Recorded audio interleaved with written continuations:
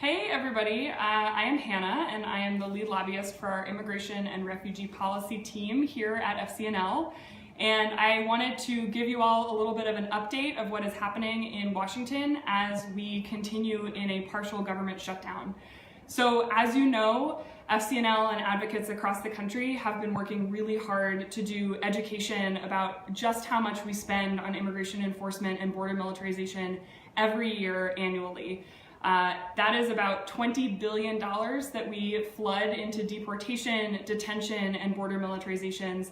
And we are currently at a standstill because rather than focus on a bipartisan bill for the Department of Homeland Security that would protect the rights and dignity of immigrants, migrants, and refugees, the president instead has been demanding $5 billion for a border wall, which we know doesn't have support to be able to pass the House and the Senate on its merits. And so what we have now is a partial government shutdown where there are 7 bills, spending bills, that have yet to be signed into law by the president, that have yet to be fully discussed in a bipartisan manner on the floor of the House and the Senate both. And so we are at a standstill, and unfortunately, it seems as if this is dragging on. So I want to just give a snapshot of what this means for communities.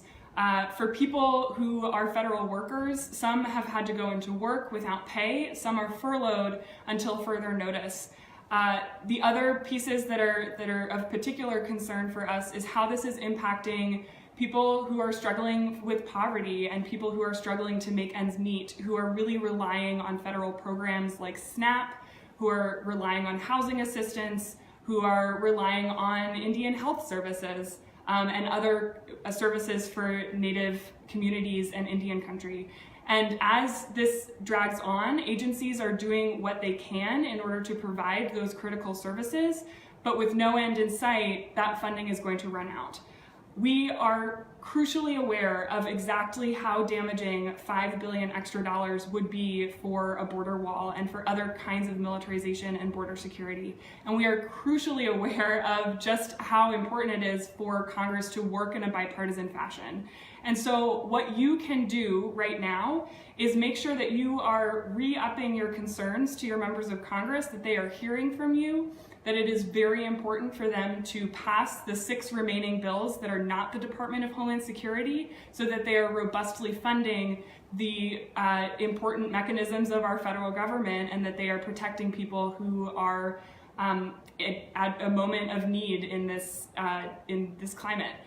The other thing that we hope that you will also instill is that the Department of Homeland Security bill needs to limit funding for deportation, detention, and border militarization, including for a border wall.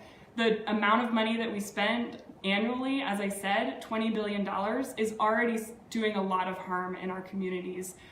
Migrant communities, border communities, they have been asking not for Congress to focus on fueling more into this machinery of deportation, but instead to be looking at the underlying system and to be pushing forward comprehensive immigration reform. So that is the work that we are doing here in DC. It is really important for you to be continuing to weigh in with your members of Congress on this.